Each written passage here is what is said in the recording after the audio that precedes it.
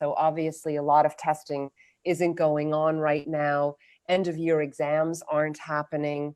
Combine that also with the fact that a lot of colleges were going towards the optional testing anyway. So what can you tell students and their parents about testing right now?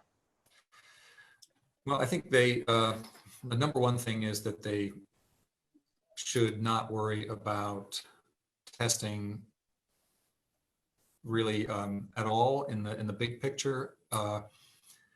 Hundreds of colleges and universities were test optional before COVID-19 pandemic, and hundreds more are going to join that group for the next admission cycle. Some of them have said they'll just be test optional for that next admission cycle, and others have said they're just going to take this opportunity to become test optional for the long term. Some have said they're going to be test optional for a few years and then look at the data and see whether they want to stick with that. But for the kids who are current 11th graders, they're going to have lots and lots of options to apply places that will not require testing. And a couple important things about that. One is that when colleges say they are test optional, they really mean it. They really, really, really mean it. It's not they're not pretending, it's not a bait and switch. They're not secretly having little meetings of the admissions officers and guessing what a student's score must have been if he or she decided not to submit one. They just, if they don't have a score, they don't have a score, and they just focus on everything else. Generally speaking, I think it's if you have a counselor who can help you decide where to send scores, if you have scores, and where not to, the simple rule of thumb is that you should just look up online what the average SAT or ACT is for an admitted student at that institution that you're interested in applying to.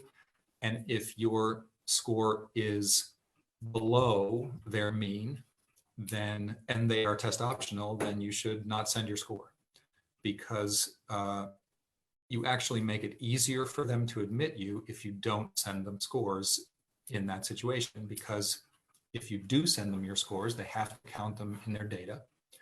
And so they, even if they want to admit you, and they may anyway, it will mean that they have to take a little bit of a hit to absorb your scores into their data pool.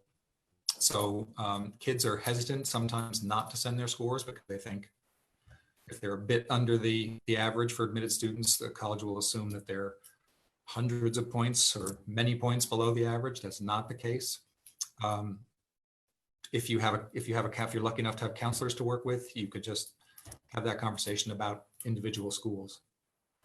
And as far as preparation for testing, a lot of kids are talking to us about should they be taking test prep classes and so forth now. I think my feeling generally is the summer is a good time to do some test prep.